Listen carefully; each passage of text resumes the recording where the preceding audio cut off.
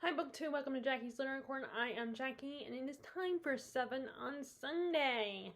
So, this week's topic is books I gave a second chance to.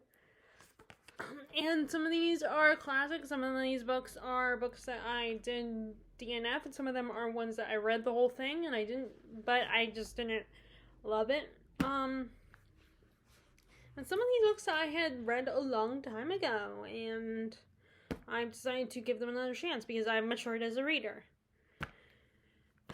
Okay, so first is a classic. First we have Charles Dickens' Oliver Twist. The story of the orphan boy who escapes the workhouse and ends up with a bunch of thieves, is taken in by a rich people, and the thieves are not happy with him because they're worried he will blow their game. So I first got this via the library, and I picked it it was in 2019, and we were taking a vacation in Florida do the whole Disney World thing. And I was trying, and I know it was October because it was Victober at the time, and this was one of my Victober picks. And I was trying to get it finished before we got to where we were staying, the timeshare we were staying at. My grandma has a timeshare. And I was also I wanted it done before, so when I got back, I could return to the library, and I wanted to finish it before Terry got here because since she lives in Florida, she was going to join us halfway through our trip.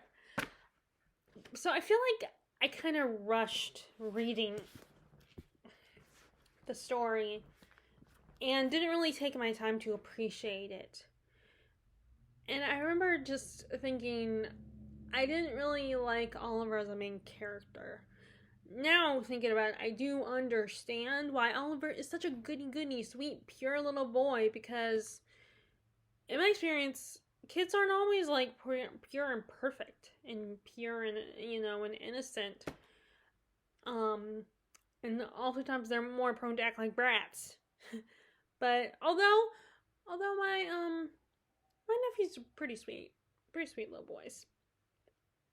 Sometimes he'll kick up a fuss though, and I didn't like his character, but I was just thinking about that I think the reason why Dickens wrote him such a goody character is because this poor kid is having to go in the workhouse. He's an orphan. He's been manipulated by these group of thieves, and it's a juxtaposition from him to the group of thieves like Dodger and I can't remember what his friend's name is, his partner, but it's like showing the differences between them.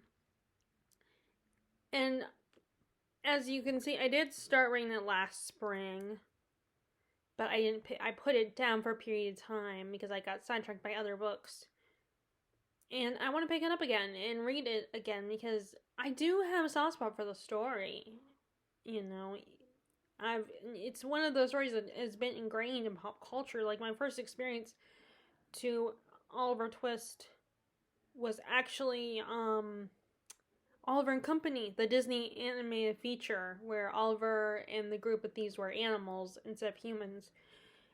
And they definitely portrayed Fagin a lot nicer in that movie than what he really is.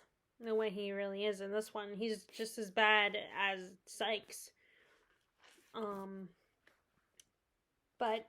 I want to reread this one or we'll finish my reread of it. But anyway, so that's my first one. And then my next one is a bit longer, actually, and it is fantasy, and it's the first book in a trilogy. So, I have friends that are fans of this author, and, at the time, there's some of her book, it's Anne Rice, and, one of my best friends at the time was, it was more about her Vampire Chronicles, like, she was a fan of vampire interview with a vampire, and coincidentally, Terry from Florida is also a fan of her Vampire Chronicles and Vampire the Interview with the Vampire. So I decided to, because I was more into witches, I checked out her witch trilogy, and that is the Mayfair Witches, and I started reading the first book, the Witching Hour, and I do enjoy Anne Rice's writing style. That hasn't changed, and I like how much history she added, and how there's a lot of characters doing the research, and there's a lot of backstory. I'm kind of a sucker for that kind of stuff, but at the same time, I get impatient with longer narratives. Despite that, I'm into the research type stuff, particularly when it's like this kind of supernatural, fantastical, or like history type stuff, and or like history and paranormal stuff. And I got pretty far into it the first time, and I did what I still do today, which is at some point I do go to read the last page and read the last sentence. And sometimes it spoils, and sometimes it spoils a little bit, but sometimes I feel like it doesn't spoil too much. And at the time, I didn't like I wasn't sure how I felt about the direction it was going. And I know that, of course, now it's not like the direction has changed. I mean, in fact, sadly, Anne Rice has left this world. But I think I've matured as a reader, and I'm more interested in darker stories. And it's also a trilogy, so even if I don't like how this one ended, there's 2 more books to go. And I like I said, I liked her writing, and I think it would also be good to honor her by giving her another chance of reading some of her books. So I bought this, and then so there's 2 more books. I'll probably have to get them online. I mean, I did see one of the books, the second book, I think at second or third book at the other used bookstore, the Black Castle books, but it was a hardback, and I don't want to, I want them all to be paperback, so I'll probably have to get online.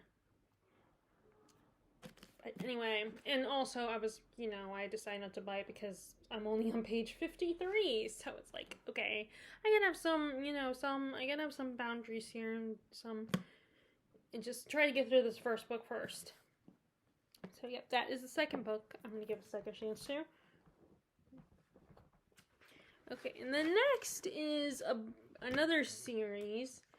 And I read this when I was just getting into this author, and I hadn't read enough of his work yet, and that is the Dark Tower series by Stephen King. This is the first book, The Gunslinger.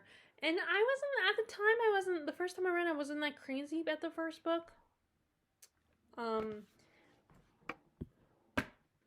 But I still continued on and read books 2 and 3, and I started to read book 4, but then I put it down. I barely got into book 4, and next thing I know, it's been like 5 years later, and I keep saying, I've been meaning to give this, get back to that series, or I better reread the first 2 books, the first 3 books, and that's what I'm finally getting around to it. So in November, I read this one, and I like it a lot better now. I find it, it's a more interesting story for more exciting, and I think it's 7 books. There's 7 books, and there's also a prequel book that I just bought recently.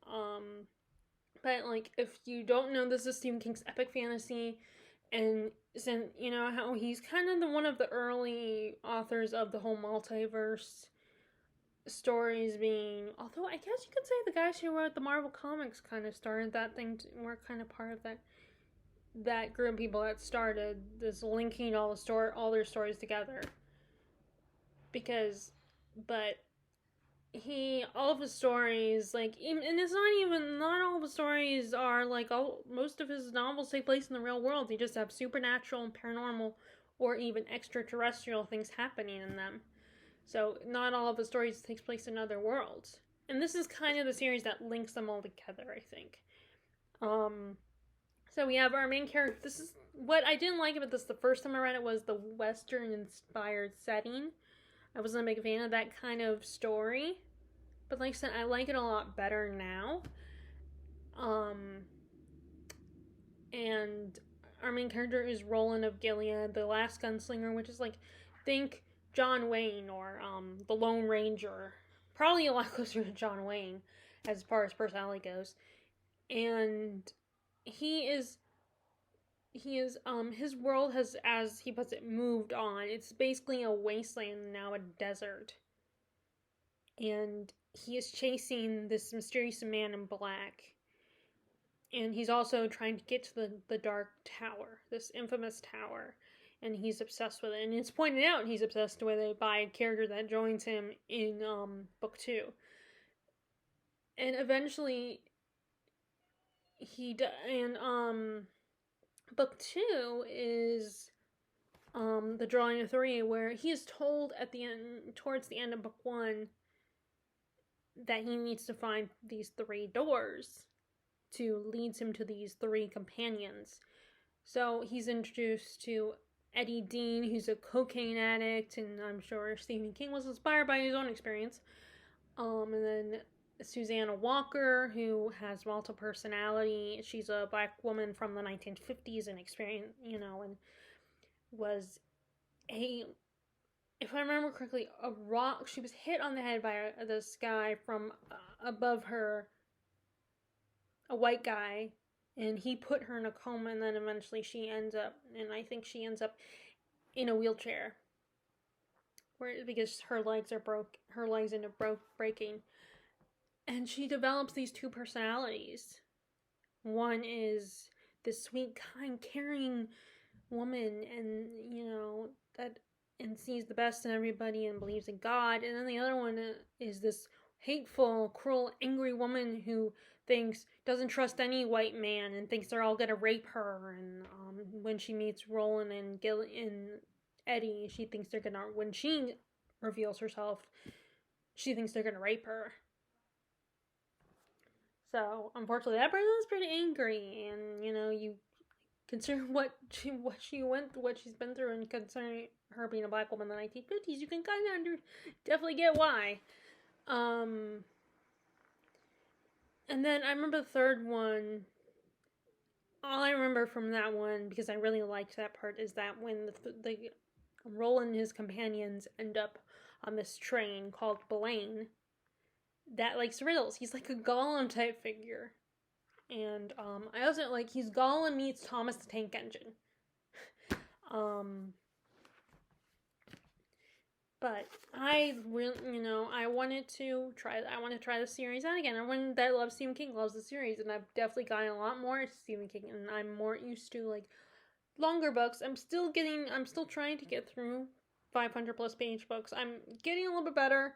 I mean, once it gets to the 800 pages, then it's a little bit of a struggle. But this is the shortest book in the series, so I got through it quickly. The rest of, most series, especially in the fantasy department, it gets longer and longer. Okay, and then we have another classic. And this is a children's classic, actually. And I think maybe one day I can read it with my nephews and my niece.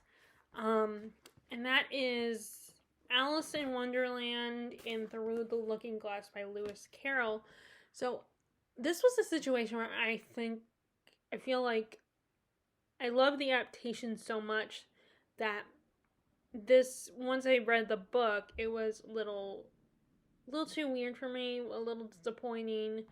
I think it's just how people sometimes a book is so hyped up, they hear about how great this book is, how amazing it is, how it's the best thing this person has ever read, and then they read it, and this other person reads it that's been hearing these alkaloids about that book, and then they read and they're like, okay, I mean, it was good, it was okay, but not, it wasn't fabulous, it wasn't the best book I ever read. And so people become disappointed, and I think it was kind of a similar situation with this one. Now, the only problem I think with that is that everybody has such different tastes, so I feel like we gotta just ignore hype. Just, if we're interested in a book, then pick it up. But don't feel pressure just because a book is hyped. I was, Alan from the Library of Alexandria decided not to pick up was it? I think it was the first Law trilogy, because he's heard so much about it that he's like, okay, I'm tired of hearing about this. All right, I'm not gonna read it just because of just to spite you guys. And I I think that's what I mean. He probably would like it from the little bit I know about him, but I mean, maybe not. I don't know. Um, but it's just like it's just. I feel like everybody just should not cave into hype. I mean, if it sounds like your kind of thing, not just because it's hyped up, but because it is your kind of thing, then check it out. But anyway, so most people probably know what this is about. The little girl goes down the rabbit hole, meets all these is in this nonsense world, meets all these crazy characters, gets lost in this world, almost gets her head chopped off by a queen, and then like she goes through this looking glass, and well, anyway, so I want to read this again. I want to try it again because it's fun. It is fun. It's just you get used to realize it's all nonsense. It doesn't. Not everything makes sense. It's like a fairy tale. And I want to read it for my. And like I said, I think I would like to read it with my nephews and my niece one day. And actually, I did in middle school. We did a play that was Alice in America Land. So it was a different version of the story, and I played a small part in it, although we had to change my character because the character this was things were going on in the world that the character would be offensive today, so we had to change my character. And also the characters that I changed it to was a little more a little easier for me to do. But anyway, so it was all, it worked out for me. So that's another reason why I feel like, I kind of have, it's one of the classics that's kind of part of me. Not as much as Wizard of Oz, but, so I want to reread this one. Okay.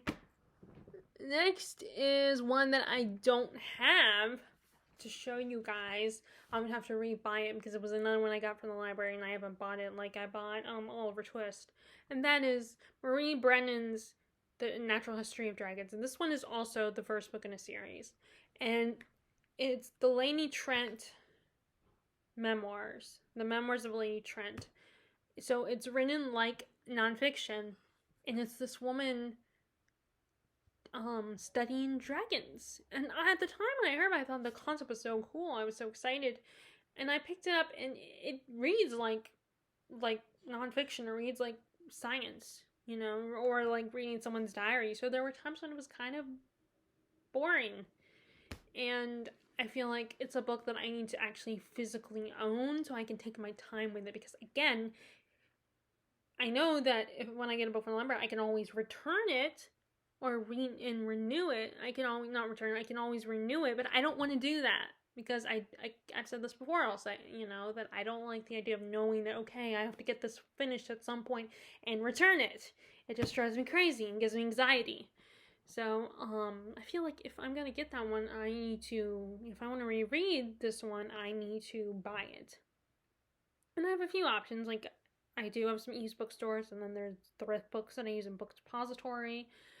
But like I said, I liked the ideas, but I need to be able to take my time with it to dive to, because I feel like it's one of those books where you need to just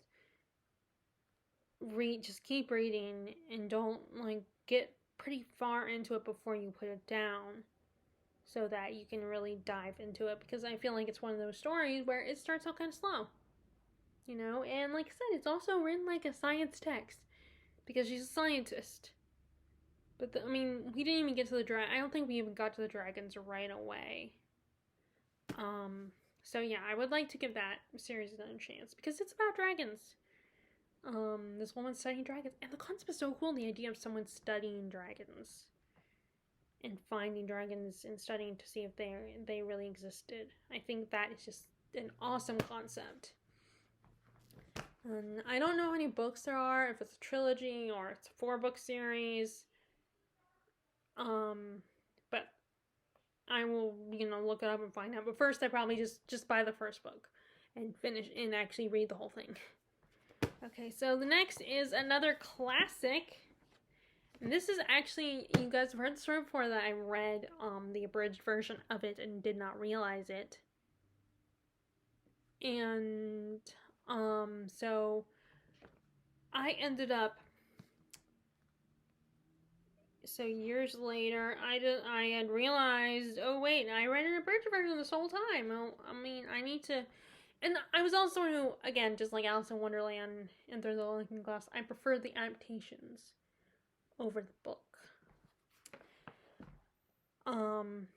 So recently I decided to rebuy the book and give it another chance because I've continuously heard about how great it is. I mean, now that I'm on book 2, been around a lot of different types of readers and hearing them talk about their favorite books, it got me more excited to read, a lot of classics that I've ignored or DNF'd.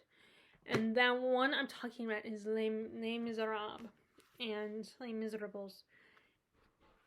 And I bought the World Classics edition. Originally, again, this is one of those books where I had the mass market and I want to get a different one. Originally, I wanted to get the Penguins Deluxe edition, but it's pricey, so I try to limit myself when I buy, pricier books. But this is, so I decided to pick a nice edition that was still, it's kind of small, it's probably still the size of a mass market. It might be a little bit bigger than a mass market, but it's also still a lot nicer. It doesn't just have a photocopy picture on it. It has quotes, and it has, I think red is kind of a representative of France, and it has quotes on it, has famous quotes from it. And I just like the feel of this flexi-bound, which I think this is what some Bibles use. Those publishers of Bibles, I think they use flexi-bound for the Bibles. And it's actually, because it's from Third Books, it's one that's annotated. But I remember really enjoying it. I like that we got more information on the characters, and you get more development of the priest that grants Jean Valjean forgiveness. You get to know the characters a lot better. You find out why Fantine's relationship with the guy who got her pregnant. You get that whole backstory and everything. So obviously I haven't got very far. I'm probably only on, I think, part 2.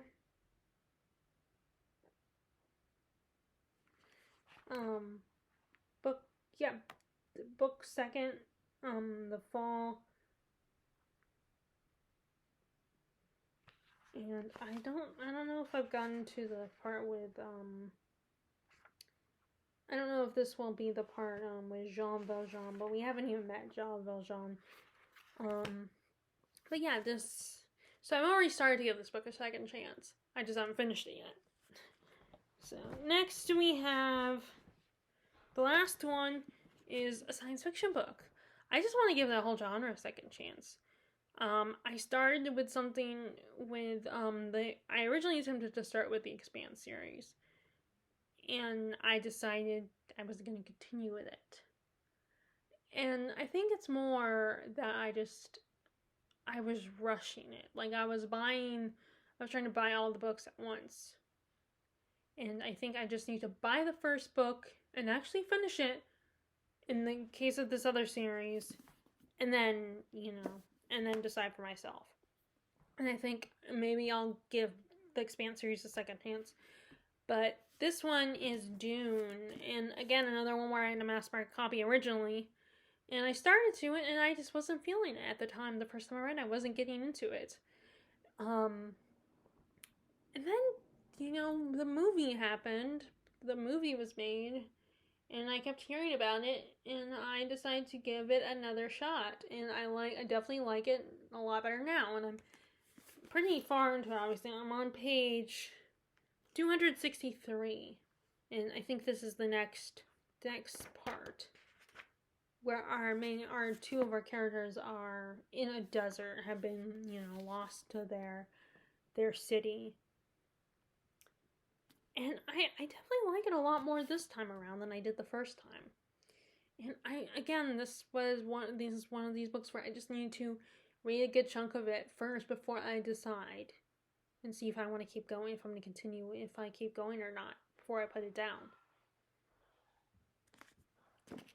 And, I mean, the writing style is a little bit weird at times, a little jarring. It's not what I'm used to, especially when you get characters' thoughts quite often in the moment. And sometimes main character Paul, like his current, the way he is now, just like eye-rolling for me. It's like, really?